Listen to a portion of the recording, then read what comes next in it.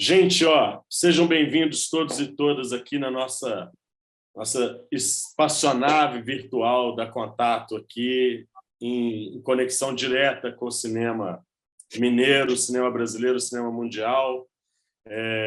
Essa é uma iniciativa da Contato, o projeto Minacine, que é uma plataforma de desenvolvimento do audiovisual mineiro, voltado à formação, ao levantamento de dados e pesquisas, capacitação também no âmbito de gestão das políticas públicas.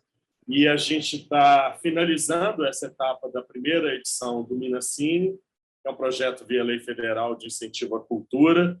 O projeto teve uma trajetória muito exitosa, a gente percorreu todas as regiões de Minas Gerais, as 10 regiões administrativas do Estado, capacitando realizadores e realizadoras em vários cantos desse mundão para o entendimento maior sobre a cadeia produtiva do audiovisual e como gerir os seus negócios também dentro desse mercado. A gente fez a primeira pesquisa sobre hábitos de consumo do audiovisual mineiro. Então, quem também tiver interesse em saber o que é que o mineiro consome de audiovisual, entra no site da Contato, baixa a pesquisa integral, foi feita em parceria com o Instituto V, tem sido uma base de dados importante, inclusive para o diálogo com os gestores públicos, com as políticas municipais e estaduais.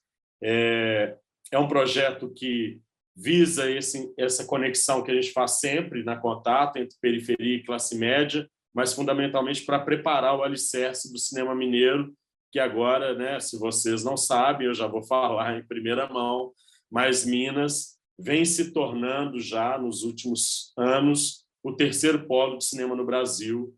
Então, principalmente Belo Horizonte, crescendo muito a atividade cinematográfica, não só pela presença dos nossos filmes em festivais nacionais e internacionais, mas principalmente pela capacidade nossa de geração econômica, geração de emprego e renda, de arrecadação de impostos para o município e para o Estado.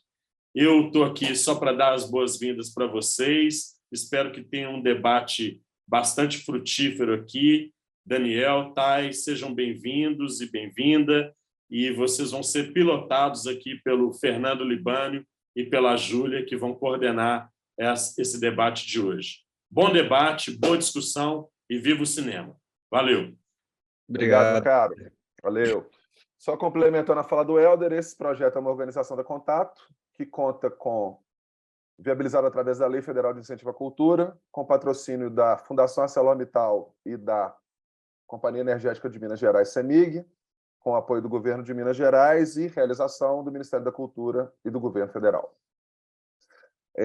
Thay, vou te pedir uma licença, mas eu queria só, antes da gente começar, antes de eu te propor uma fala, eu queria ouvir o Daniel sobre esse processo do Nada de Novo do Front, porque foi um projeto, né, Dani, que você ficou envolvido há mais de 10 anos nele, né? Então, eu acho que também é um pouco da expectativa das pessoas ouvir sobre esse desafio, porque, para além de toda essa questão, né, da dificuldade que é desenvolver um projeto com o grau de complexidade que tem o Nada de Novo, né? Ao mesmo tempo, é uma conquista histórica, né, cara? Chegar no lugar onde o filme chegou, enfim, com a quantidade de prêmios que ele chegou, não só no Oscar, mas em outros importantes festivais de cinema no mundo todo, né? Então, eu queria começar a nossa conversa te pedindo para fazer um pouco uma explanação sobre esse processo todo, né? Se não me engano, foram mais de 10 anos, não é isso? Foram mais ou menos 10 anos, sim. Fala um pouco para a gente como é que foi esse desafio. Então, boa tarde, boa noite. Oi, Belo Horizonte, oi, Minas Gerais. Enfim, o Nada de Novo teve uma trajetória pouco usual. É um projeto que eu recebi pela primeira vez em torno de 2013, mais ou menos, foi logo depois do No. Veio até as minhas mãos pelo sucesso do No originalmente, porque tem pouca gente aqui em Hollywood que se interessa por histórias de época ou dramas de época especificamente, e adaptações literárias e que são baseadas em histórias verídicas, ou histórias ficcionais que tenham um pano de fundo verídico. Então, mais ou menos é muito do que eu tenho feito ao longo da minha carreira, e o projeto chegou às minhas mãos mais ou menos nessa época, era só um roteiro, um pouco diferente do que ele é hoje, um pouco mais comercial, talvez. E eu tentei, à época, andar com o projeto, mas eu acho que eu tinha uma visão mais do que o filme terminou sendo, no sentido de que tipo de diretor seria o diretor certo para essa narrativa, no qual as personagens sempre se sobrepunham à ação, não era um filme de ação, a meu ver, e os roteiristas à época tinham uma visão talvez um pouco mais hollywoodiana da história, e era um projeto em inglês. Então eu deixei o filme de lado e fui fazer outra coisa, outros 2 projetos. E quando eu estava a ponto de fazer o Sérgio, sobre o Sérgio Vieira de Mello, inclusive filmou um pouco aí no Rio. Que é com o Wagner, não é isso? Sim, com Wagner Moura, Ana de Armas. Saiu em 2020, no começo da pandemia. Sim. Eu estava pensando já antes de fazer o filme, lá para 2017, o que eu gostaria de fazer depois do Sérgio. E voltei ao roteiro, liguei para os roteiristas e pensei o que aconteceu com aquele filme, porque eu sabia que o filme não tinha acontecido. E eles estavam, nessa época, justamente conseguindo os direitos de volta, porque eles tinham tentado com outros produtores, outros diretores, enfim. E aí recomecei o processo, né? Aí já com a compreensão de que eles me permitiriam fazer aquela visão mais visceral do filme, que era o que me interessava e é o que eu sei fazer, uma sensibilidade europeia do projeto, mas ainda era um filme em inglês. Mais ou menos em 2019, por aí, eu me dei conta de que Hollywood não ia filme, porque é um filme, de novo, de época, um drama, uma história que se passa na Europa, um conflito que a sensação era um conflito muito europeu. Mas, ao mesmo tempo, o lado interessante da coisa é que as audiências do mundo, o público, estavam começando a mudar, e um processo que acho que se acelerou durante a pandemia, que é a questão linguística, eu acho, na minha opinião, vem caindo, né? Eu acho que a barreira linguística vem caindo. Então, acho que a gente tem uma abertura maior, especialmente porque durante a pandemia as pessoas ficaram em casas presas, sem ter muito acesso, mais do que o que já estava sendo feito, o que já existia disponível, e aí foram ver Casa de Papel, foram ver o Squid Game, o Parasita ganhou o Oscar. Então, eu acho que histórias que eram locais começaram a se tornar universais. E me dei conta que há um investimento robusto em produção local, e decidi, então, levar o filme de volta para a Alemanha e fazer o filme em alemão, como uma produção alemã. E aí eu tinha um diretor à época, que acabou sendo trocado por um diretor que faria o filme em alemão, mas trocamos por um diretor alemão que faria o filme em alemão, porque a autenticidade era sempre o norte aí desse filme, como sempre foi o norte da minha carreira.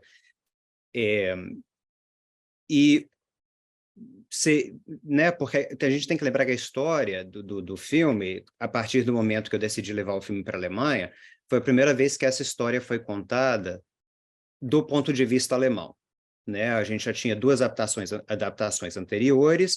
Isso não é um remake do filme de 1930, é uma releitura do livro, né? O roteiro original, até mais do que o filme, foca primordialmente nos últimos dias da guerra. O roteiro original focava, na verdade, quase todo na última noite. E o diretor, quando ele veio, ele abriu um pouco o filme para focar também nos últimos 5 dias, digamos assim, quando eles vão começar a decidir o armistício até o dia 11.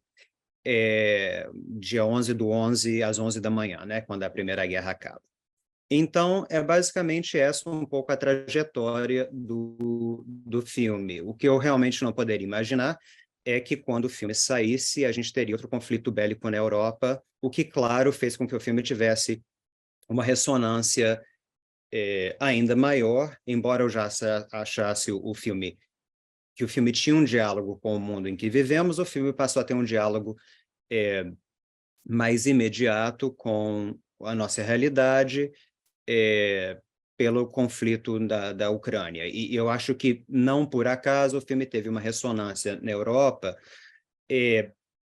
particularmente marcante. Eu acho que o resultado do BAFTA, não só porque o conflito é geograficamente mais perto da Europa, mas emocionalmente ele é um conflito muito europeu, assim como a história do filme também é.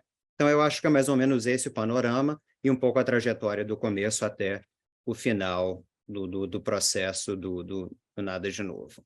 Isso do ponto de vista bem genérico técnico. Sim, não, mas é legal, é interessante ouvir sua fala, justamente porque fica perceptível essa questão, né, de que às vezes o filme tem que encontrar outros caminhos, né, no sentido de que às vezes, né, não é um espaço de produção específico que está mais apropriado para que ele seja desenvolvido, né. Então, eu acho bem interessante essa questão de você ter tido essa visão de que talvez na Europa e com essa dinâmica também da plataforma, né, da Netflix, eu acho que também é um caminho, né, relativamente novo, né, de viabilizar grandes produções através de plataformas de streaming. Então, é bem interessante ouvir esse relato seu. Eu não sei se você teve conhecimento, mas hoje, é engraçado, porque hoje nós tivemos uma grande repercussão aqui em Belo Horizonte, porque, não sei se você se lembra, mas tem um viaduto, tem um túnel ali na Cristiano Machado, que é o túnel que liga o centro a Cristiano Machado. E hoje essa semana, foi ontem, tá? Anteontem, essa gravação. Ela aconteceu nos dias antes de ontem, 25, 26 e ontem. É a madrugada desse dia 27, né? Foram só nas madrugadas ali, de 21 horas às 5 da manhã. Hoje, Dani, a gente teve uma repercussão enorme nos jornais aqui de Belo Horizonte, porque a Film Commission autorizou algumas cavalo de pau, enfim, fecharam o túnel para uma filmagem, e aí teve uma série vamos dizer, com uma espécie de perseguição dentro do túnel. E aí hoje a cidade acordou em polvorosa, com todos os jornalistas e tal, procurando a Thay, que é a coordenadora da Film Commission de Belo Horizonte, para tentar entender o que aconteceu. Porque muita gente achou que tinha sido algum tipo de crime, né, Thay? Não sei como é que foi essas entrevistas que você respondeu hoje. Mas a galera estava pensando que era racha de carro, assim, no primeiro momento. Para mostrar o tanto que é importante o trabalho da Film Commission no sentido de viabilizar, né, assim, estruturas de produção mais complexas ou demandas de produção mais complexas dentro da cidade, né? E que, no final das contas, acabou sendo uma ótima oportunidade para a BH Film Commission mostrar o seu trabalho também, mostrar a interação entre os diversos setores da prefeitura, a BH Trans, Guarda Municipal, a própria Film Commission, né, coordenando esse esforço todo. Então, tá, eu queria que você falasse um pouco como é que anda esse trabalho da Film Commission, até porque também, depois a gente ouve o Dani, durante um tempo, representou a Film Commission do Rio de Janeiro em Los Angeles, né, Dani? Então, a gente ouve um pouco da experiência da Thay, como é que anda esse processo, e depois eu queria que você falasse também um pouco como é que foi o seu trabalho aí representando a Film Commission do Rio em Los Angeles. Fala, que Thay, maravilha! Que maravilha, gente. Primeiramente, muito obrigada, Fernando, Helder, um contato pelo convite. É uma honra estar aqui agora desse lado, falando também desse trabalho que a gente vem desenvolvendo aí na Film Commission, né? E que está aí recente, tem um pouco mais de um ano do nosso lançamento, mas que a gente já vem colhendo dados importantíssimos também sobre a atividade econômica, né, do audiovisual em Belo Horizonte. E fico feliz em saber, Dani, prazer, parabéns aí pelo filme, pela repercussão do filme, os Oscars, e fico feliz também de saber que você tem essa expertise aí na Film Commission também, que eu acho que vai ser uma troca super interessante. Bom, eu acho que assim, eu vou aproveitar esse primeiro momento, essa abertura desse espaço aqui também, para apresentar o trabalho que a gente vai fazer, que a gente vem desenvolvendo aqui na Film Commission, né? Eu acho que, não sei se todo mundo que está aqui conhece o que é uma Film Commission, como funciona, e a gente, né, por estar nos nossos primeiros passos aí, um pouco mais de um ano só de vida, né, na cidade, eu acho importante a gente também apresentar, porque é uma oportunidade também da gente mostrar o que é a Film Commission e abrir esse espaço também para quem vier a precisar, né, recorrer à Film Commission. Então, para isso, eu vou fazer uma breve apresentação aqui para vocês, só porque eu já tenho umas informações esquematizadas, eu acho que para visualizar vai ser mais fácil. E aí também fecho essa primeira fala com um videozinho que a gente fez em parceria com a SUCOM, né, a Secretaria de Comunicação da Prefeitura de Belo Horizonte. E aí acho que abre esse espaço também para ouvir o Dani falar, né, desse lugar dele também, e, enfim, outros impactos que eu acho que pode vir no decorrer da conversa, Fernando. Maravilha. Eu vou compartilhar. Vocês me digam se está compartilhando certinho aí. Sim, vai começar agora. Ok? Rodando. Tá? Tranquilo. É que eu queria aumentar aqui, só que fica... Achei aqui, agora vai. Beleza, eu vou deixar nesse... Tá legal, né? Eu vou deixar assim mesmo o PDF, que é como abriu aqui. Bom, gente, a Film Commission, assim, para começar, né? É uma instância que está atrelada à Secretaria Municipal de Cultura, que tem como objetivo viabilizar e facilitar as filmagens na cidade. Belo Horizonte, até pouco tempo atrás, tinha um processo de autorização de filmagem em espaços públicos muito lento e muito fora da realidade do mercado. Então, isso dificultava muito as realizações, a ponto de várias produções que tinham, a priori, o objetivo de ser filmada aqui, sair do território, procurar outras cidades para filmar, por encontrar grandes gargalos na hora de conseguir essas autorizações de forma legal, né, para filmar na cidade. Além disso, a gente tinha que bater em várias pastas, né? Bater em várias portas da Prefeitura de Belo Horizonte, porque a gente não tinha um sistema integrado que viabilizasse essa filmagem. Então, por exemplo, eu como uma produtora audiovisual e que, né, quisesse realizar alguma filmagem num parque com fechamento de vias públicas, eu tinha que bater na Fundação de Parque, eu tinha que bater na Secretaria de Cultura, eu tinha que bater na BH Trans, que é o nosso órgão de trânsito. E, obviamente, cada um desses espaços com o tempo e com, né, um fluxograma de autorização e tempo de viabilidade disso diferente, e aí era assim, impossível. Você demorava, às vezes, um mês para conseguir uma autorização, e a gente sabe que no audiovisual isso não faz nada parte da realidade, principalmente quando a gente pensa no lugar mais comercial, institucional, que é uma coisa, às vezes, que surge para ontem, você já precisa fazer a coisa acontecer. Então, a gente cria a Film Commission com essa ideia de centralizar em uma portaria única, né, um formulário único, esses pedidos de filmagem. Então, a gente faz essa comunicação com os diversos órgãos e entidades da Prefeitura de Belo Horizonte, e o trabalho que o produtor tem é entrar no nosso site, preencher esse formulário, e aí a gente consegue estipular, além de uma sensibilização interna, né, da importância do setor audiovisual como gerador de emprego e renda, como setor econômico, né? Também sensibilizar enquanto a importância desse apoio mútuo de diversas áreas nas cidades. E aí, isso fez com que a gente, né, publicasse um decreto que cria a Film Commission. Esse decreto, ele estipula 8 dias úteis para liberação de filmagens não publicitárias e 5 dias úteis para filmagens publicitárias e comerciais. Só que a gente vê que a gente está com uma média hoje de menos de 3 dias. Então, isso mostra que o nosso trabalho ele vem sendo feito de forma ágil e desburocratizada, que era um grande empecilho que se tinha antes, né? Essa demora para conseguir filmar. Então, hoje a gente consegue suprir esse gargalo, né, tendo uma comunicação, um entendimento cada vez maior desses órgãos, da importância do setor audiovisual, e isso a prova disso é essa média, que inclusive está super acelerada, uma média que eu acho que está inferior a uma média mais rápida que São Paulo, por exemplo, hoje em dia, que é um grande polo de filmagens no Brasil. Até no final de 2022, né, a gente... Então, assim, isso não está nem contando janeiro e nem fevereiro. A gente está falando de 10 meses de trabalho, porque a gente lança a Film Commission no finalzinho de fevereiro.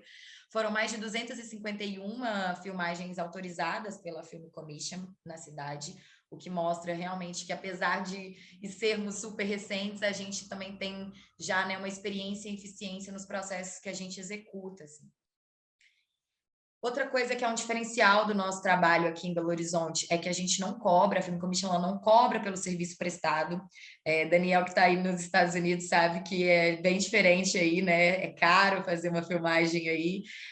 Então, é uma coisa que a gente também, né, tenta sempre colocar, né, em vista, porque é um grande atrativo, a gente faz todo esse trabalho sem cobrar por ele, e quando tem o pagamento, né, sobre o uso de algum equipamento público que tenha incidência de preço público, a gente tem descontos de até 100%.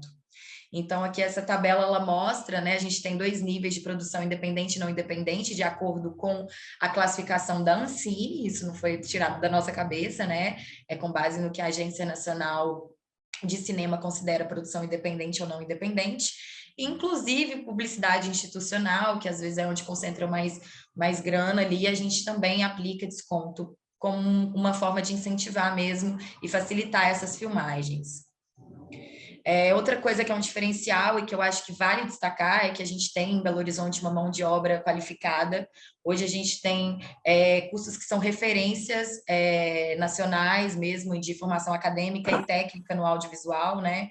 A gente tem 3 importantes cursos de bacharelado em cinema em BH hoje, de graduação e pós, e mais de 10 cursos de formação livre, né? Inclusive cursos da própria Prefeitura de Belo Horizonte, dentro da Escola Livre de Artes, que é uma escola de artes pública que tem mais de 30 anos de trabalho e que agora também tem o NPD, que é o Núcleo de Produção Digital, que é mais voltado para o atendimento às demandas do audiovisual.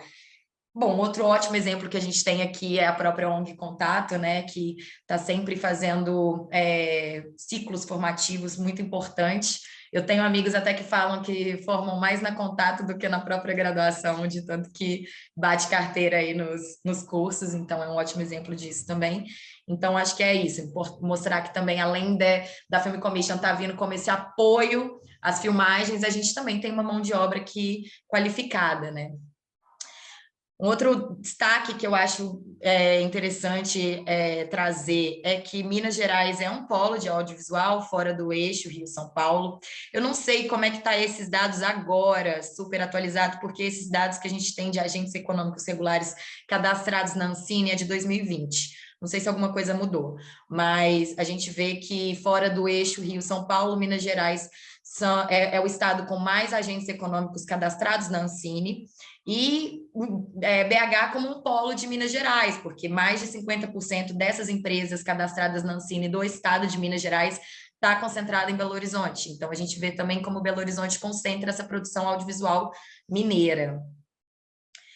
Bom, eu acho que outra fator importante, né, é a diversidade de espaços públicos como locação que a gente tem, e a gente está trabalhando para cada vez mais ampliar esse conhecimento mesmo da cidade como essa locação. Então, hoje em BH a gente consegue filmar desde um filme futurista, como também um filme de época, porque a gente tem também esses bairros mais tradicionais, com uma arquitetura mais específica, e eu acho que isso para o audiovisual é muito rico, né, porque a gente consegue abarcar diversos cenários na nossa cidade, né, em produção local. Fora os espaços da prefeitura, que tem alguns elencados, eu não vou falar todos, mas a gente tem zoológico, a gente tem mais de 77 parques, teatro, cinema, praças, enfim, a gente tem uma gama de possibilidades de locação.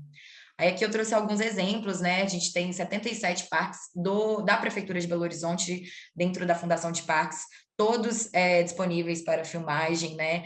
E eu acho importante colocar também que nessa comunicação que a gente vem desenvolvendo com esses órgãos, assim, a gente consegue fechar, por exemplo, o parque para fazer filmagem, inclusive de madrugada, fora do horário convencional, fora do horário de visitação, que a gente sabe que às vezes a confluência, né, do trânsito de visitantes com uma produção de filmagem pode atrapalhar. Então, a gente também consegue hoje fazer essas filmagens independente do horário, e aí é uma comunicação que a gente também vem estabelecendo.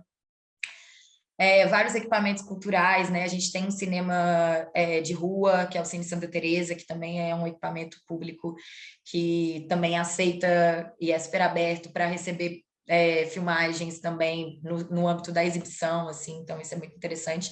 E como uma locação também, porque tem uma arquitetura dos anos 40, super icônica, assim. Conjuntos urbanos protegidos, né? A gente tem aí a Praça 7, que é um ótimo exemplo, que inclusive foi palco aí desse caso que o Fernando trouxe, da filmagem do carro Camaro, que fez drifts ali em volta do pirulito da Praça 7, e, enfim, dentro ali de um cenário mais moderno, né? Prédios mais altos e tal. A Lagoinha, como um bairro tradicional, que a gente tem outro tipo de arquitetura. Conjuntos urbanos protegidos também, como, né, a Casa do Baile, que faz parte ali da Pampulha, que tem uma arquitetura modernista projetada pelo Oscar Niemeyer, um dos importantes arquitetos que a gente tem. Enfim, é isso. Aí essa é a primeira apresentação, assim, é mais para dar um panorama, usando esse espaço para apresentar um pouco o nosso trabalho mesmo. E aí agora eu vou parar a apresentação e vou mostrar um videozinho. Esse vídeo, ele foi feito no final do ano passado, então a gente tem dados até relativos até setembro de 2022, então esses dados eles estão um pouco desatualizados, mas eu acho que assim, o que vale é a essência, e é um vídeo que a gente também fez em parceria com a Sucom, que é também uma parceira que a gente tem desenvolvido durante esse trabalho aqui com a Film Commission, porque é muito importante também a gente saber comunicar, né? E aí eu acho que esse caso dessa publicidade que repercutiu tanto é um ótimo exemplo disso. Então, a gente conseguiu publicar uma nota, vamos dizer assim, um post que está em 2 horas que a gente postou, tem mais de 130 mil visualizações aqui já no Instagram da Prefeitura, com collab com a Film Commission. E eu acho que é isso, né? É a cidade abraçando mesmo e entendendo a potencialidade do audiovisual como setor econômico, né? Não só como acesso à cultura, mas também como setor que emprega e que gera muita renda, né? A gente vê que hoje o setor audiovisual investe, acho que 25 bilhões de reais diretamente na economia do país. Então, a gente está falando de um setor muito potente mesmo. E aí agora, um videozinho, e aí encerro minha fala por aqui para a gente conversar mais depois. Legal. Lembra de habilitar o áudio. Beleza. Você me fala aí se alguma coisa não rolar, tá? Tá bom. Foi? Foi tela? Então, beleza, eu vou dar o play.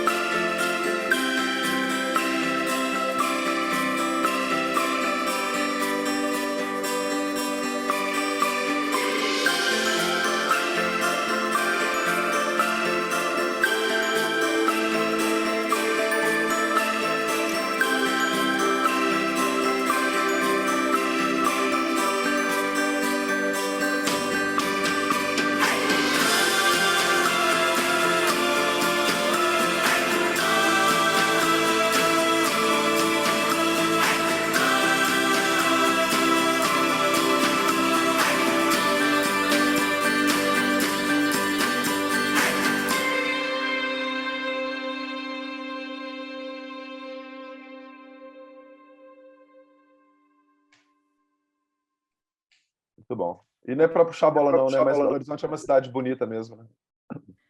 É linda essas montanhas que cercam essa cidade, dá todo o charme, né? Então eu acho que Daniel, vem filmar aqui no Brasil, escolhe o Belo Horizonte, ó, já fica o convite. Tem só achar um projeto ou 3. É isso. Vai, Helder. Depois o Dani fala da experiência dele.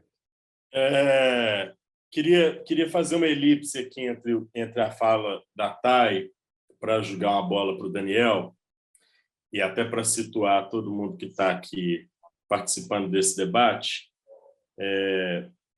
Belo Horizonte vem de uma tradição histórica com a videoarte. Para quem não conhece um pouco a memória histórica do cinema, embora a gente seja arcabouço da terra de Humberto Mauro, que é o patrono do cinema brasileiro, Belo Horizonte vem de uma trajetória do cinema de arte, da videoarte, na qual certamente Daniel, que é da mesma geração que a minha, bebeu muito dessa fonte.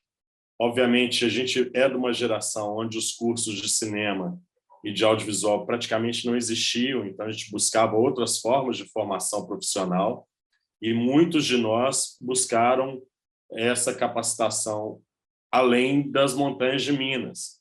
Alguns foram para o Rio, outros foram para São Paulo, alguns para Barcelona, outros para Londres, outros para os Estados Unidos. E hoje a gente tem mineiro igual pão de queijo espalhado no planeta inteiro.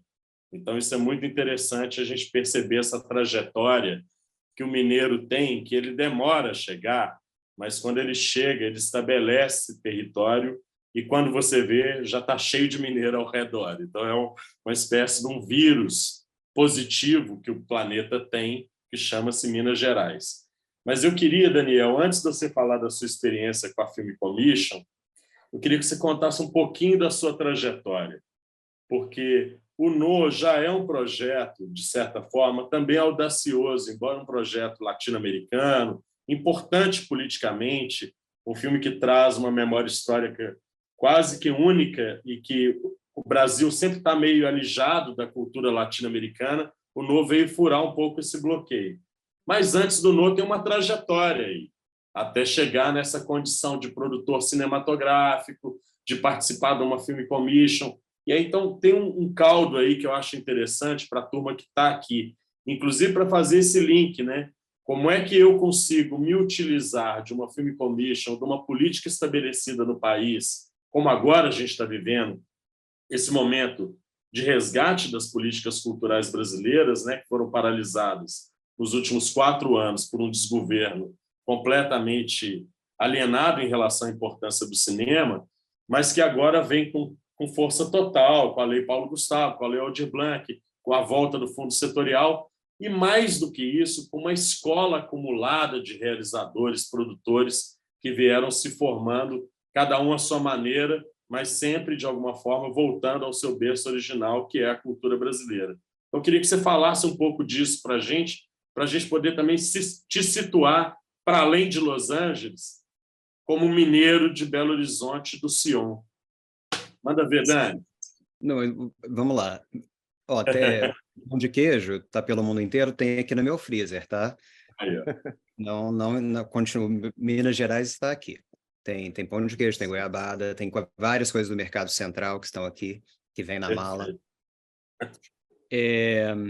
Não, olha, assim, uma pergunta um pouco ampla, porque eu não sei muito bem onde começar a questão da minha trajetória, né? Mas, assim, a grosso modo, eu saí de Belo Horizonte, fui primeiro para o Rio, você falou do Rio, me formei no Rio de Janeiro, eu fiz comunicação, não havia habilitação em cinema quando eu estudei. Hoje sim, mas à época não.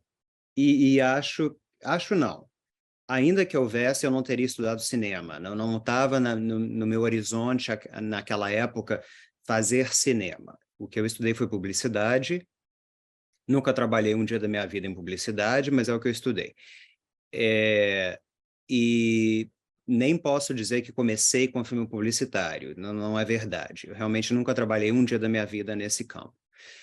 Eu logo comecei a trabalhar para uma empresa americana que não era de cinema, mas é na área de cinema, a MPA, que significa Motion Picture Association of America, que é uma associação dos estúdios, dos estúdios de cinema, né? Os antigos, Paramount, Universal, MGM, Fox, etc., Sony, que mais ou menos cuidava dos interesses comerciais comuns aos estúdios, pelo mundo inteiro, né? E à época, o escritório que cuidava da América Latina como um todo era no Rio de Janeiro. Então, comecei a trabalhar nesse escritório. De lá, acabei vindo morar em Los Angeles, logo depois da minha formatura.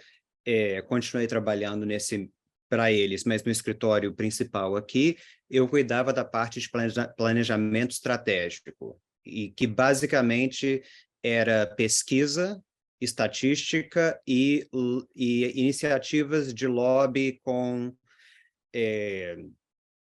a legislação e a comunidade local de cinema e a comunidade política para garantir distribuição, livre comércio, enfim. E aí cada país tem suas leis locais, seus interesses locais, e às vezes estão ou não alinhados com os interesses de Hollywood. Bom, em determinado momento eu saí de lá, fui trabalhar para a Paramount, ainda em planejamento estratégico. Aí eu trabalhava na área, aí sim, de análise de lançamento de filmes no mercado, que era o que eu achava que eu queria fazer. Eu achava que a minha trajetória era na área de marketing. Eu realmente vim para cá pensando, vou trabalhar em marketing de cinema. Era o que eu queria fazer.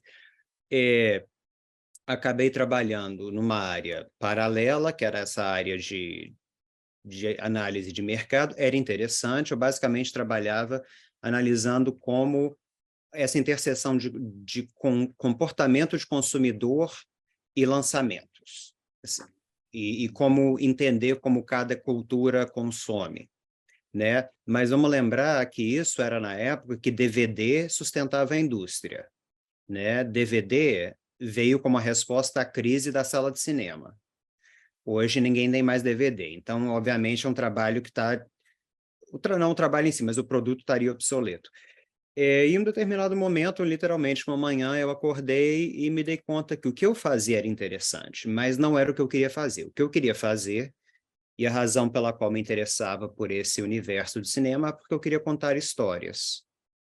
E eu queria contar histórias do ponto de vista de produtor. Eu queria ser um produtor muito ao modelo Hollywood anos 40, não no modelo que outros lugares entendem como produtor, né? O produtor que eu digo é uma pessoa que pensa um projeto, concebe um projeto do ponto de vista criativo, que lê um livro, lê um artigo, conhece uma pessoa, faz uma pesquisa histórica e pensa, eu quero desenvolver este livro como um roteiro. Qual é o enfoque? É a primeira metade? É a última metade? Não é o protagonista, é essa outra personagem que vai ser o meu protagonista. Qual é o tom desse projeto? Para quem é? Quem é a audiência? Sendo assim, que filme eu vejo? Qual é a minha visão de filme? Ou de projeto, né? Se não for um filme, se for uma minissérie, enfim. Que diretores me levariam a este tipo de projeto? Que atores? Enfim, entendendo, alinhando os elementos criativos para que eu possa me aproximar da visão que eu tive criativa. Então, assim, há produtores em outras modalidades e outras realidades de mercado, né, que trabalham mais do ponto de vista de executar uma visão de diretor, ou seja, eles acabam fazendo um trâmite entre o diretor, que vem com a sua visão, muitas vezes também é roteirista, e uma entidade estatal que financia projetos. E, nesse sentido, acabam se tornando produtores que lidam com muita burocracia de Estado e fundos de governo, enfim, mas não são, muitas vezes, produtores criativos, que trabalham com o pensar histórias, né? E conceber e criar projetos e agregar esses elementos, e aí forma uma equipe, você apresenta, então, essa equipe aos interesses financeiros, que são, nos Estados Unidos, privados, porque aqui não tem fundo estatal. O NO, especificamente, é um projeto que existia antes da minha entrada, embora eu terminei me envolvendo criativamente bastante no projeto, mas ele também foi, nessa narrativa que eu contei aí, de mudar a área que eu trabalhava, foi o meu primeiro filme. Eu tenho, assim, a sorte, mas também a visão de ter entendido que tipo de histórias eu queria contar, né? Então, essa aliança entre histórias verídicas e ter momentos de transição de contexto social, ou pessoas em momentos de transição interna ou externa, né? Que é um elemento que você pode acompanhar aí ao longo da minha trajetória, da minha carreira. Se você pegar um fio, que é um pouco o fio da meada de todos os meus projetos, é essa questão indivíduo-sociedade, né? Seja uma transição interna que vai aí de encontro ou se choca com a sociedade, ou a sociedade que acaba forçando o indivíduo a uma mudança. Tem sido, não é tudo que eu faço, não é tudo pelo qual me interesso, mas tem sido majoritariamente esse tipo de projeto. E aí acabei realizando o No. O filme era um filme, já existia, como eu falei, mas não tinha roteiro, existia como projeto. E era um filme muito chileno. Ele era um filme feito pelo Chile para chilenos. E eu entendi que o filme poderia ser um filme universal, se eu conseguisse resgatar a universalidade do tema. Eu achava que o tema ele tinha, especificamente naquele momento, com a Primavera Árabe, o começo do uso das mídias sociais para organizar movimentos sociais. Eu achei que ele tinha uma oportunidade de ter um diálogo com o mundo inteiro, se eu conseguisse imprimir no filme a qualidade, ele sempre seria um bom filme, mas a qualidade de dialogar com pessoas que não conhecem a realidade chilena, que não sabem onde o Chile fica no mapa, vão pensar que o Chile fica na África, porque tem muita gente que não sabe dizer onde o Chile fica, mas que assistiria a realidade daquelas pessoas lutando por uma voz própria, né, por uma tentativa de ter controle da sua narrativa, do seu futuro, e que aplicassem isso à sua realidade. Então, o meu envolvimento no filme, do ponto de vista criativo, vem nesse resgate da universalidade do tema, que é local. Então, essa é outra característica do meu trabalho. Eu sempre tento achar histórias que são locais, intrinsecamente locais e culturalmente relevantes para um local, mas tento encontrar universalidade de tema dentro dessa história. Mais ou menos essa é a minha trajetória. Não sei se você quer alguma pergunta específica, mas mais ou menos tem sido isso. E a Film Commission. A Film Commission durou pouco tempo, não havia um representante antes da minha participação aqui, e depois também não houve. Durou um certo tempo. Eu representava o Rio, mas acabava representando o Brasil como um todo, porque não existia outra pessoa, e o Rio era um pouco a entrada do Brasil. Uma das questões que a gente tinha, e é uma questão, isso aí eu digo, uma questão brasileira nesse sentido, né, da federação, não é uma questão do Rio de Janeiro como cidade, nem estado, nem da Comissão de Belo Horizonte, que é do município, nem de nenhuma Film Commission do Brasil, mas uma questão brasileira o Brasil não tem incentivos de impostos para filmagens. Sendo assim, é impossível competir com outros países do mundo. Então, quando vem o Velozes e Furiosos 3 ou 4, acho que é o 4, filmar no Brasil, a gente perde a filmagem de Velozes e Furiosos que se passa no Brasil para Porto Rico. Por quê? Porque Porto Rico ofereceu 40% de reembolso fiscal, e o Brasil ofereceu o que oferecemos sempre: imagens de praias, paisagens, somos um povo lindo, dedicado, feliz, contente, a nossa paisagem é maravilhosa. E temos técnica. Isso não é suficiente quando os estúdios estão fazendo produções de 100 milhões de dólares. O cinema americano não é caro.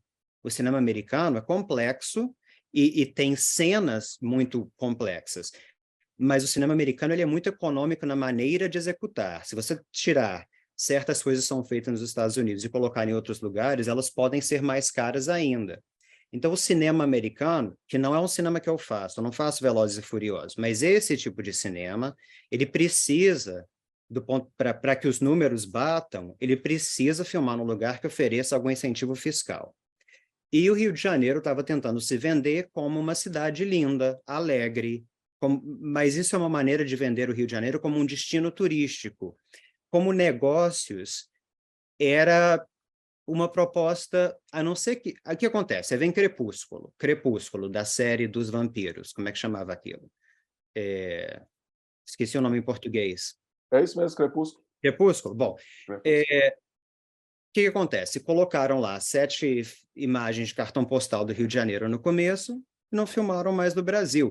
Enfim, o Rio de Janeiro não era, nesse momento, mas aí, de novo, o Brasil não tinha uma política, e não tem uma política, porque, claro, que nos últimos 4 anos de desastre, nada foi feito nesse sentido, ao contrário, não tem uma política que atraia produção. O que o Brasil tem é imagens maravilhosas, locações maravilhosas, técnica, profissionais, mas tem que ser Brasil pelo Brasil, tá? Eu acabei de fazer uma série para Paramount Showtime no Marrocos e filmei no Marrocos porque o Marrocos me deu 30 e tantos % de reembolso fiscal. O Marrocos não é a locação da série. Quer dizer, a história é a locação no sentido de filmagem, mas não é onde a história se passa. Mas eu filmei no Marrocos, por questões políticas, porque eu não posso filmar onde a história acontece, né? Mas procurei outra opção. Das opções que eu tinha, o Marrocos me oferecia o melhor reembolso fiscal. Marrocos ganhou o projeto. Então, assim, uma praia linda não vai para o Rio de Janeiro. Vai para o Rio de Janeiro se for uma história que se passa no Rio de Janeiro, e mesmo assim, no qual o Rio de Janeiro tenha que ser cartão postal, né? Então, é uma história que se passa em Belo Horizonte, vai para Belo Horizonte, né?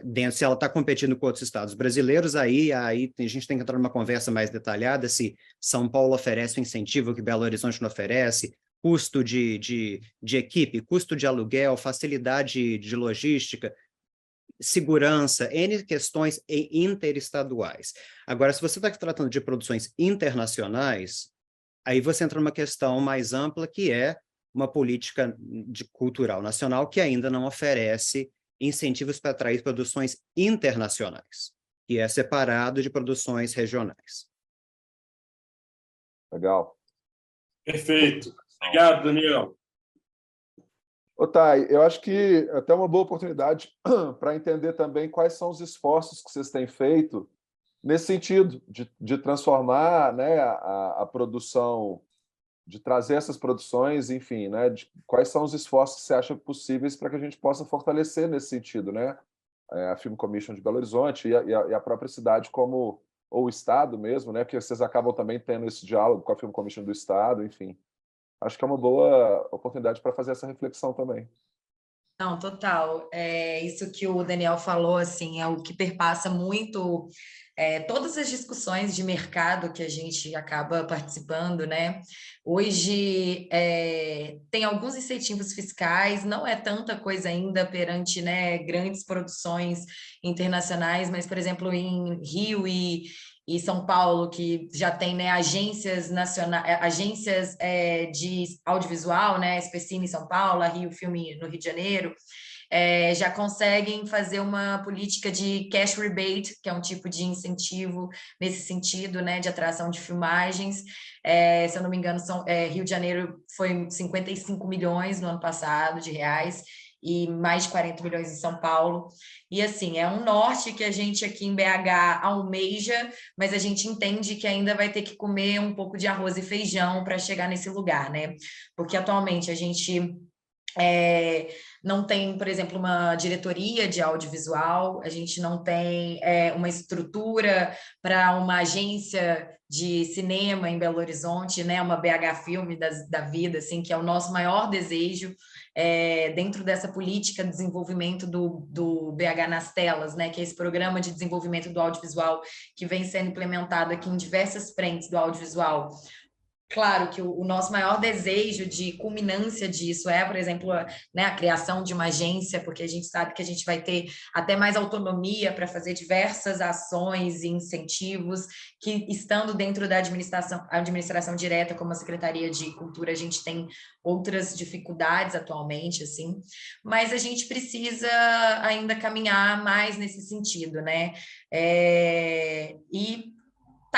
Aí a gente está nesse lugar, mas ao mesmo tempo também a gente está fazendo atualmente uma consultoria técnica com o pessoal da SPCine, que é, né, a São Paulo Film Commission, que é a maior film commission que a gente tem atualmente no Brasil e a segunda maior da América Latina, que está atrás da Film Commission da Cidade do México, também como Cidade do México, uma Film Commission que é, sei lá, 10 vezes o tamanho da de São Paulo, mas muito também por ser esse lugar de refúgio de filmagens norte-americanas e que já tem uma equipe e um funcionamento de uma outra lógica de funcionamento mesmo. Enfim, aí nessa consultoria agora, a gente fazendo, né, uma pesquisa, o que a gente quer, o que a gente espera. A gente até coloca ali, né, no início do ano. A gente adoraria alguma produção internacional, que por mais que hoje Rio e São Paulo não são, né, sei lá, Espanha da vida, que hoje tem, né, uma produção de séries internacionais, uma Coreia do Sul da vida, que tem uma outra projeção de filmagem internacional, eles também recebem, eventualmente, uma outra filmagem e tem esses incentivos de cash rebate. Então, assim, a gente coloca isso no radar, e aí é difícil, porque a gente coloca isso como um desejo, mas como que a gente vai fazer isso ser concretizado se realmente não há incentivo? Então, assim, a gente está nesse discurso, quando a gente vai apresentar nosso trabalho, né, da nossa celeridade, de ter uma equipe que agora é especializada em atender esses pedidos de filmagem, em ter alguns facilitadores, né? Órgão de trânsito não cobra, enfim, BH também tem um diferencial que é a filmagem com menores de idade é muito mais simplificada aqui do que em Rio e São Paulo, por exemplo.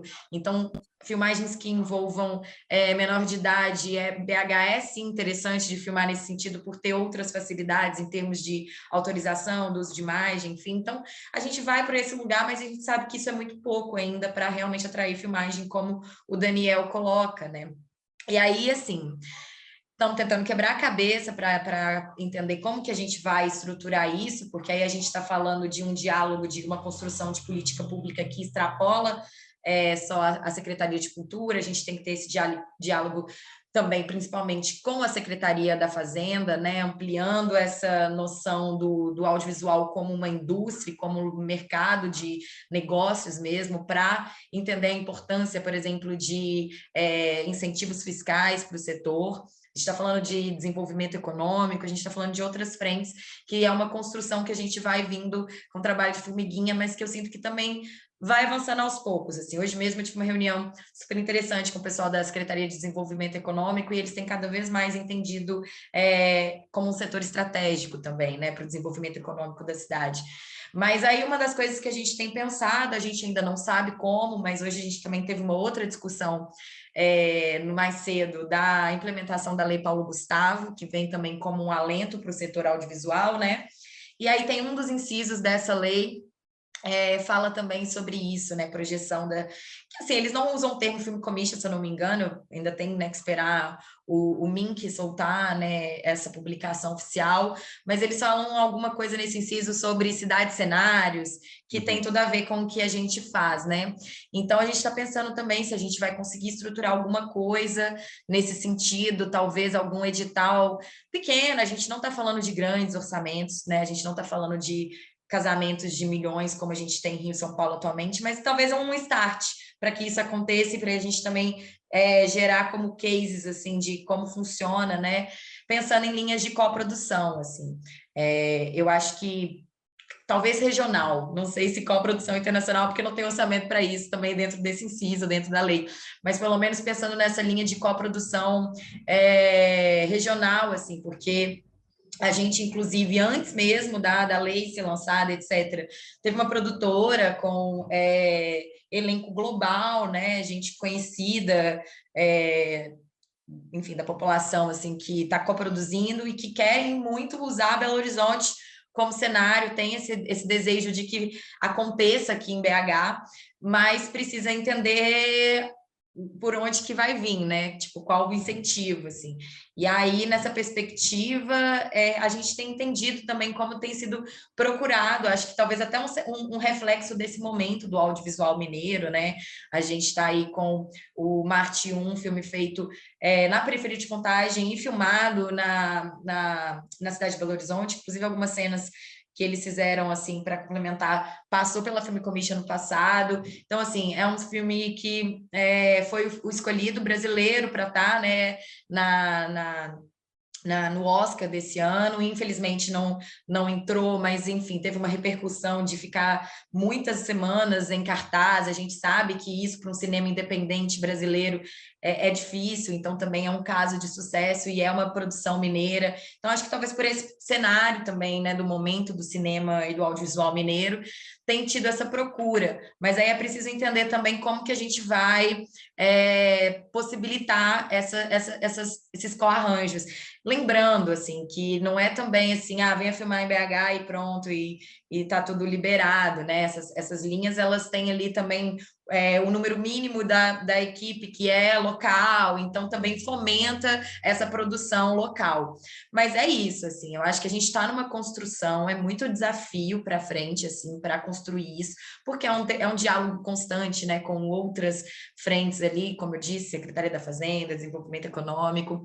A gente está aí, né, querendo que em algum momento a gente consiga lançar uma agência que em Belo Horizonte também, porque muda um pouco o tom da coisa, mas nesse lugar ainda enfim, não termos grandes orçamentos e incentivos mesmo para essas produções, assim. Mas eu acho que esse é o desejo máximo e a gente entende que é necessário, né?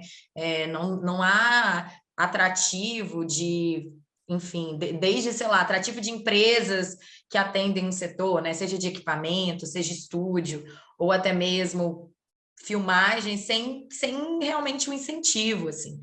E aí eu tenho até um caso, assim, que é interessante, que não é nosso, não é mineiro, não é BH, mas que eu conversando com a galera de São Paulo, eles me contaram que quando eles fizeram o primeiro incentivo ali via cash rebate em São Paulo, acho que em 2021, se eu não me engano, tinha uma produção que era tipo chilena, uruguaia, brasileira, e que tinha assim um orçamento ok, assim, né? Eu tô falando de orçamentos brasileiros, assim, mas era uma produção grande até. E eles estavam indo filmar, acho que tudo no Uruguai, e aí, por causa desse edital do Cash Rebate, eles mudaram tudo e foram filmar em São Paulo, porque aí valeu mais a pena fazer essa filmagem lá, que é o caso também, como o Daniel coloca, tipo, escolher Marrocos, mesmo Marrocos não sendo, né, a locação que faz parte do enredo, ofereceram mais 30% de incentivo.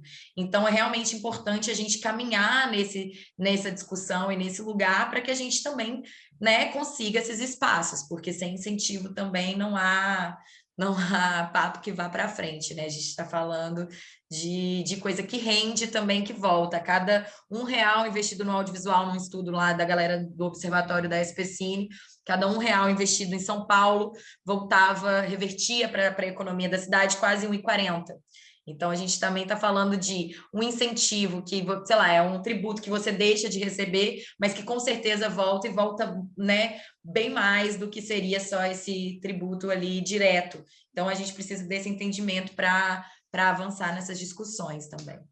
Eu só quero complementar aqui, tá? Que eu acho importante diferenciar entre qual é a iniciativa, né? Quando eu estava aqui como representante da Film Commission do Rio de Janeiro, era uma proposta muito diferente da iniciativa de Belo Horizonte, que está começando agora, com toda essa batalha e todo esse sucesso que você levantou, né? A minha função aqui era atrair produções internacionais para o Rio. Então, eu falei um pouco da realidade, da dificuldade de atrair produções de fora. Quando a gente está tratando de produções domésticas, como eles chamam aqui, regionais, eu acho que é importante o trabalho que vocês estão fazendo, porque eu passei pelo site, que, aliás, é muito bacana, e ter uma fonte única de informação, né, que você não tenha que bater em porta. Porque, por exemplo, se eu chego numa cidade, eu quero ir num parque, aí tem que falar com Parques e Jardins, eu quero fechar uma rua, é um outro departamento. e você tem que falar com 27 departamentos para conseguir filmar no conjunto arquitetônico da Praça da Liberdade, eu já fui para outra cidade. Porque Exato. é uma produção tão complexa para uma coisa simples que eu não tenho pessoal para fazer isso, né? O vulgo enche o saco da produção e você vai para outro lugar. Acaba custando dinheiro, tempo que ninguém tem. Então, essa burocracia, ser, entre aspas, centralizada, é o começo. E aí você gera produções locais, né? Você não perde produções para outros lugares, começa a atrair produções para a cidade, começa primeiro locais, depois produções regionais, depois até interestaduais, mas com isso você cria uma base de mão de obra, uma base de expertise, uma base de equipamento, e aí se coloca no mapa nacional e depois até talvez internacional. Então eu acho que o caminho é por aí mesmo, né? Eu só quero diferenciar os esforços super válidos de uma coisa municipal dos esforços que eu tinha, que era atrair o mundo para o Rio de Janeiro para gastar em dólar, em histórias que não tinham necessariamente a ver com o Rio, né? Querido, assim, Fernando, você tem alguma pergunta específica? Porque eu estou de olho no relógio aqui, eu estou vendo que eu tenho que passar para uma outra reunião. Não, tranquilo. Na verdade, eu queria só fazer a visão inversa da coisa, porque como você tem tido muito proximidade com as plataformas, né? E a gente tem filmes brasileiros que, de alguma forma, conseguiram vencer a bolha, vamos dizer, né? Do idioma, inclusive, e tudo mais, e que se posicionaram bem, mesmo que por períodos curtos e tal, dentro dos top 10 da Netflix, por exemplo, e tal. Eu queria que você falasse um pouco sobre essa, mesmo que você não esteja tão próximo das produções brasileiras nesse sentido, desse desafio, cara, da obra brasileira em conseguir vencer, né, assim, mercados internacionais, conquistar mercados internacionais. Porque eu acho que Bom, as plataformas também acabam sendo uma boa entrada, né? Porque, querendo ou não, do nada você já está em 130 países com a sua obra, né? Então, a partir do momento que você trata de temas universais, como você tem buscado no seu trabalho, eu acho que isso também acaba sendo uma boa oportunidade para o mercado brasileiro, né? Para a produção brasileira. Queria que você então, falasse um vamos lá. pouco sobre sua visão disso. Eu acho o seguinte, me perguntaram 27 vezes nesses últimos 2 meses, quando que o Brasil vai para o Oscar? Quando que eu vou fazer um filme no Brasil que vai para o Oscar? Já levei o Chile para o Oscar, levei a Alemanha para o Oscar, cadê o Brasil? A resposta para isso para mim, e tem um pouco da questão aí o Brasil faz sucesso com audiovisual, faz sucesso doméstico com audiovisual. O problema é que o Brasil não divide o idioma com o resto da América Latina, e nesse sentido fica um pouco limitado, mas, por outro lado, tem um mercado de cento e sei lá quantos milhões de consumidores de audiovisual, num país de 220, 30 milhões de pessoas, que é a população do resto da América do Sul, sei lá, quase toda. Então, assim, não é que não tem mercado. Agora, isso é uma conversa que a gente precisa de um outro painel aqui de 4 horas, que é para discutir um pouco o que a gente está fazendo no Brasil, tá? Então, aí eu respondo muito sucintamente. Eu tenho tido uma dificuldade nos últimos 4, 5 anos, conversando com os streamers, né, no Brasil aí, pelo menos digo até 1 ano atrás, tá? Eu não vou falar que eu tive diálogo recente, então isso pode ter mudado. Mas o meu diálogo nos últimos anos tem sido muito assim: queremos projetos para público amplo.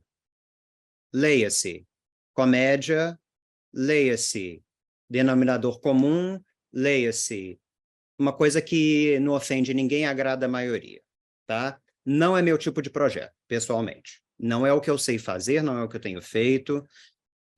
Para desilusão da minha conta bancária, não é o que eu tenho feito na minha carreira. Então, eu digo assim, quando que o Brasil vai para o Oscar? Esse tipo de filme, pega os 90 países que mandaram filmes para o Oscar. Olha que país mandou este tipo de filme.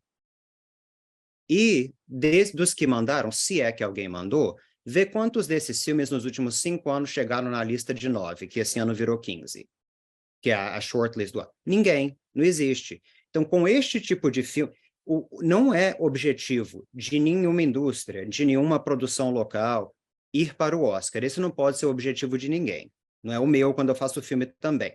Mas, respondendo a pergunta especificamente, como o Brasil vai para o exterior, o Brasil vai para o exterior se fizer uma comédia muito esperta, que não seja que não perca totalmente o seu sentido, porque a Almodóvar faz comédia e vários países fazem comédia e elas mais ou menos viajam com diferentes níveis de sucesso, né?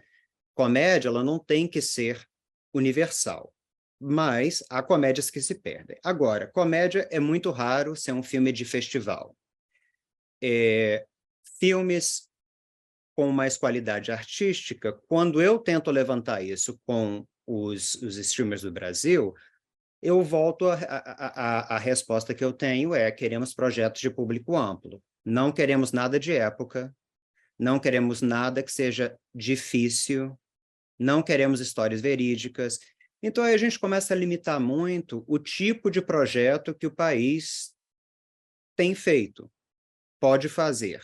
Claro, aí você depende, né? Ainda bem que vamos começar a ter de novo os fundos governamentais para criar outro tipo de projeto. Mas é uma dependência estatal que aí, quando tem o governo não tem possibilidades ou não tem vontade, a indústria meio para, né? Ou pelo menos fica prejudicada.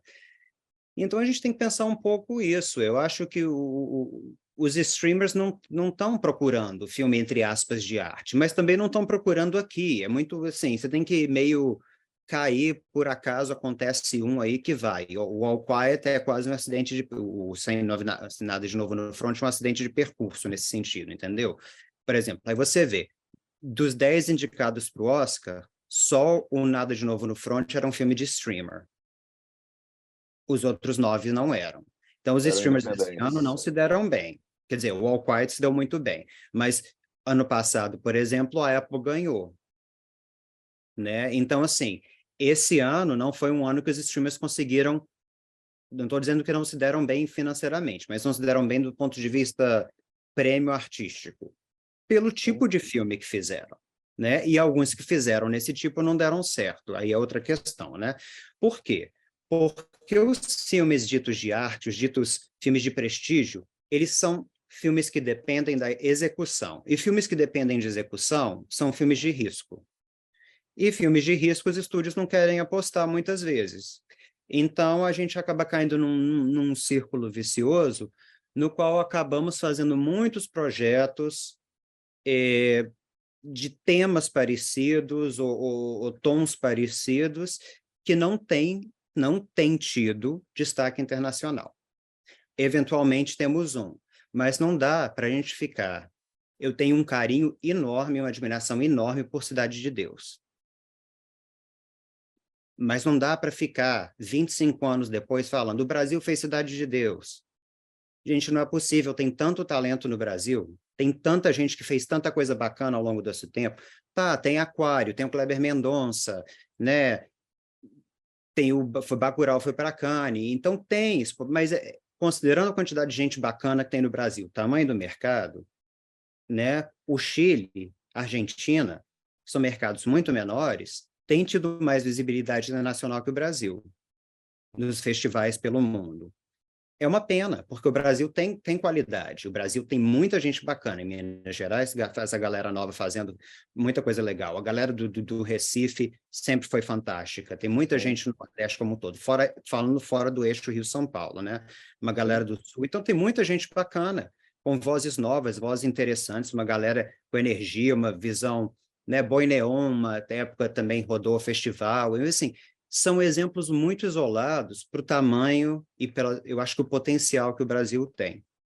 Então, a gente tem que ter aí, né, voltamos a uma questão complexa, essa dependência também estatal é uma questão, né? Os Estados Unidos é zero estatal, o Brasil tem uma dependência estatal muito grande na área do audiovisual, a falta de incentivo direto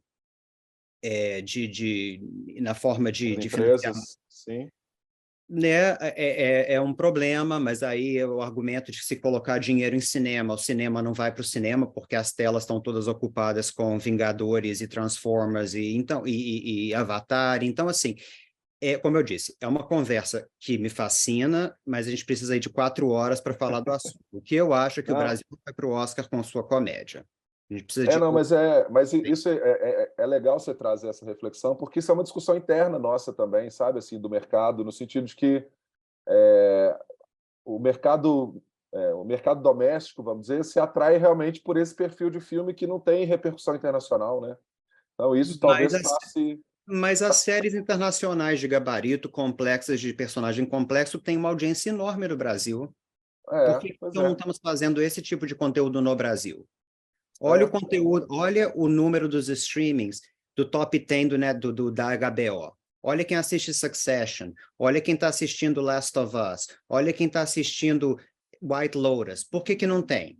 Entendeu? Então, por que a gente não pode? É óbvio que o Brasil tem uma audiência que pede, apta, faminta por um nível de sofisticação narrativa. Não estou falando uma coisa cabeça complexa, mas uma Sim. coisa que saia um pouco do que a gente tem feito. Isso que eles dizem público amplo, né? Que, como eu digo, agrada todo mundo, não ofende ninguém.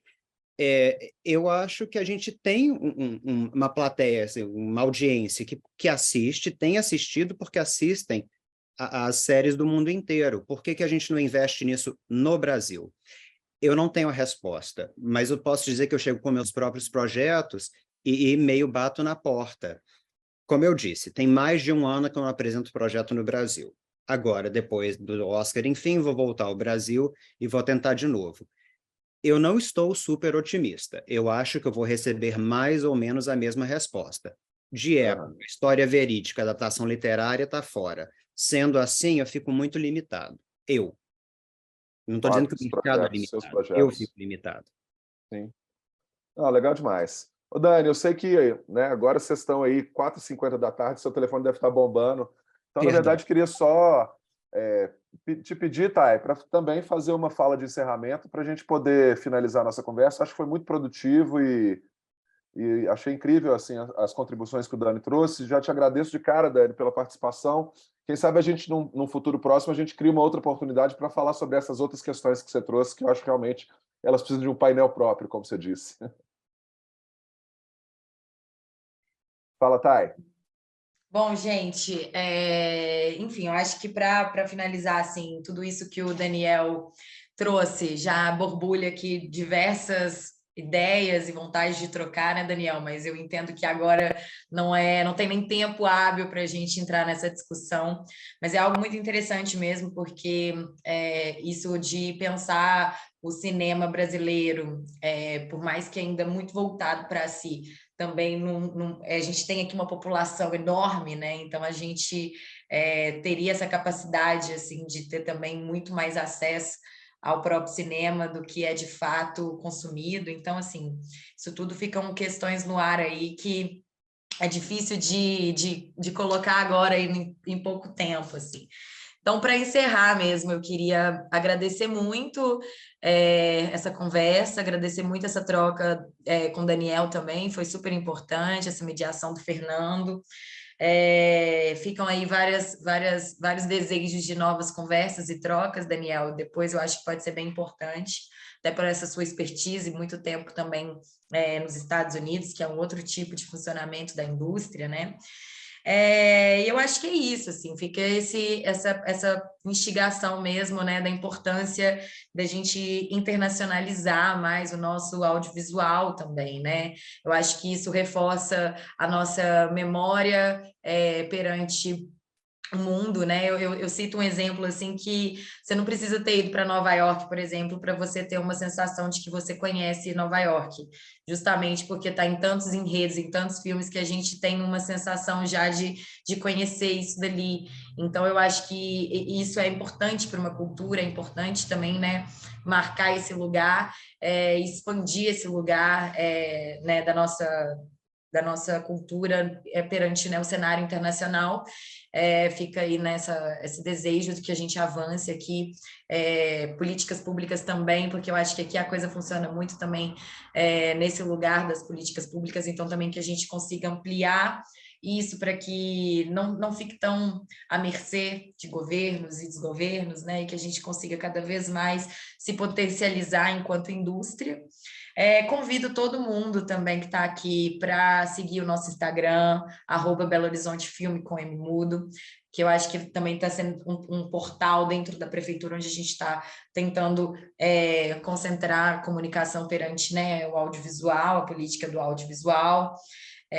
Também convido todo mundo a divulgar nosso trabalho, que, né, é isso, ainda muito inicial, mas muito importante para a gente colocar Belo Horizonte no mapa mesmo do cinema nacional.